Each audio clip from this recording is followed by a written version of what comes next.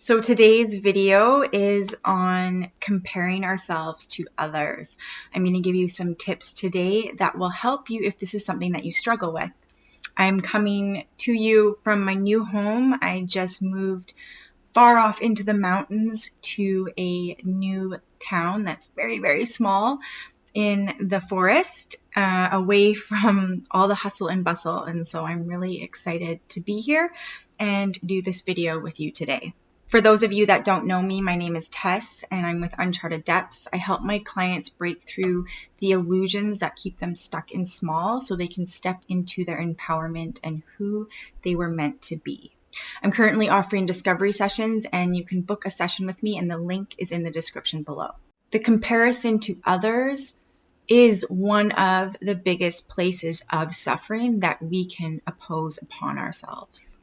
When we compare ourselves to others, we are saying that we are in lack. If you compare yourself, then you are in a state of non-acceptance of self, of who you are. And that includes everything that's around you. And of course, the outer world and the things that are around you are not who you are, but we tend to identify with those things as us. So it's really easy when we don't have something. So let's say money, say we struggle with money. It's really easy to believe that we are undeserving of that and that there must be something wrong with us. Of course, this is all usually on an unconscious level. Women tend to compare themselves to other women. It's been ingrained in us since we are little girls to be a certain way, that the standards of beauty are a certain way, and it's really, really easy for women to fall into the dysfunction of that and compare themselves to others. So if this is something that you struggle with, you want to try your best to do the inner work to get to a place of accepting yourself just as you are. And not just acceptance, but loving yourself as you are, no matter where you are in your life. I'm going to give you some tips here to help you with this. So number one is falling victim to your own life and believing you are a victim of your own life, and therefore comparing your life to others, believing that something is wrong with your chosen path or that you were a victim of your chosen path. So the comparison or judgment of your path can lead you down a road of inauthenticity. It's really important to understand that your path is very unique and very different from other people's path, and you may have a very different path to walk than others. And so when you compare your path to other people's path, you're doing yourself a disservice. You are saying that you know better when really we're not in control. And when we can understand that we're not in control and let go of control and really embrace the path that we are on and listen to life to where it is leading you, knowing that you are being led in the direction of your highest good. And what will stop you from moving in the direction of your highest good is fear. And fear is usually a piece within us that also creates that judgment that our path is not the right path, or there's something wrong about our path, or that somebody else's path is better than our own. If we could release fear, relinquish fear, then that comparison will cease to exist. When fear dissipates, then you come into acceptance of what is. And so if you do notice that you are someone who compares your path to other people's path, you want to look within and see what is coming up for you. Is there fear there? Is there anger? What is it that's coming up for you and why? If there's sadness, then feel that sadness, but know that you can use that sadness to move along on your path. And that sadness can show you what you truly want, and you can co-create with life to move in a direction towards your highest good. But if you are in fear and you're comparing yourself to others and feeling like a victim in your life, then you will just attract more situations that actually make you a victim. And so, like I said before, if we compare ourselves to someone else's path, we can step into inauthenticity, believing that their path is better than ours and trying to go down that path when really it's not right for us, and so it's not authentic for us. But this can actually lead a person down a path of even more confusion and unfulfillment.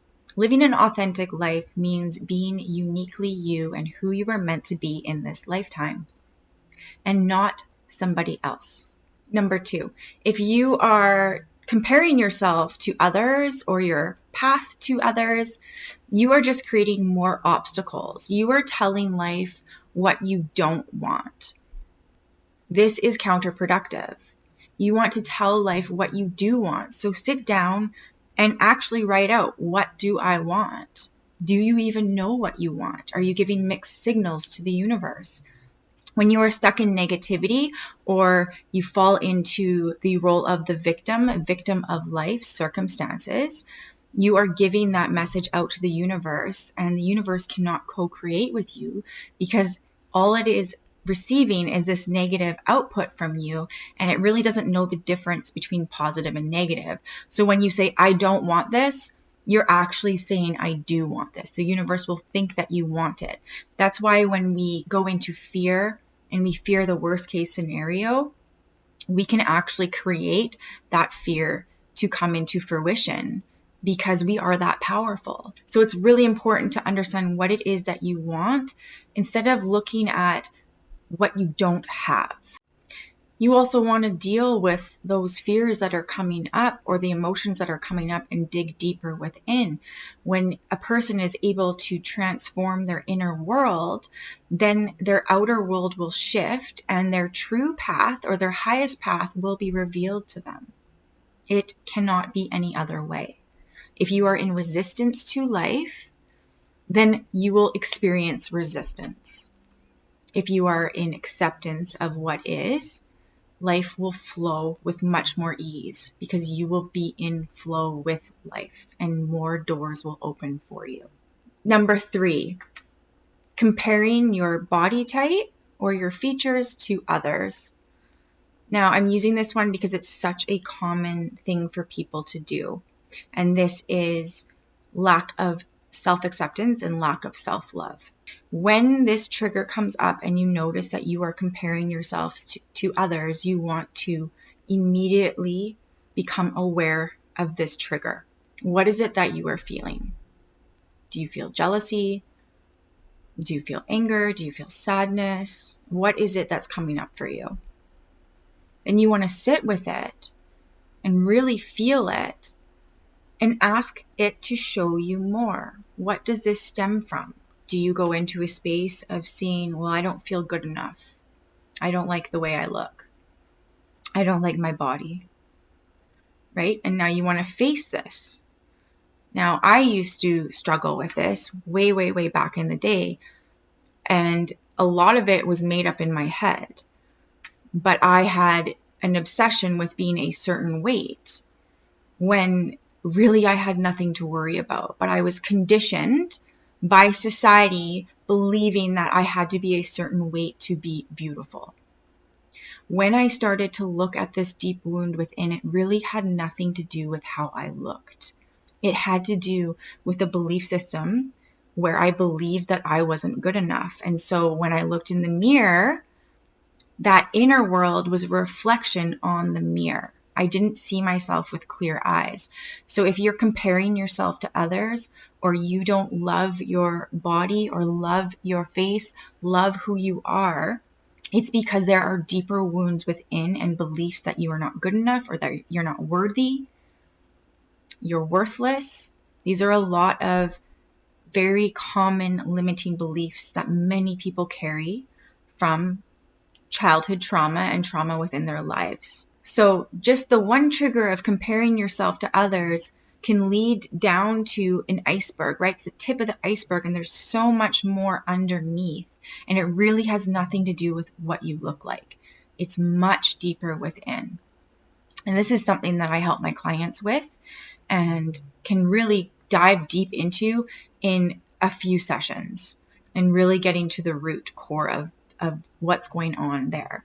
So if that's something that you are interested in, you can book a session with me, and the link is in the description below. Everything that we compare ourselves to has really nothing to do with the outside world. It has to do with us within. It has to do with our deep childhood wounds, our inner wounds, and it takes healing those wounds to start to really step into self-acceptance. And when you step into self-acceptance, you're stepping into your authenticity. And then your path of the highest good will reveal itself to you. And doors will open. Things will show up in your life. Your whole life will change. But again, it's about doing that inner work, that deep inner work within, to shift and to really step into the life that you deserve and that you want. If you like this video, be sure to hit the like button, subscribe, and share with your friends. My name is Tess. Thanks for watching.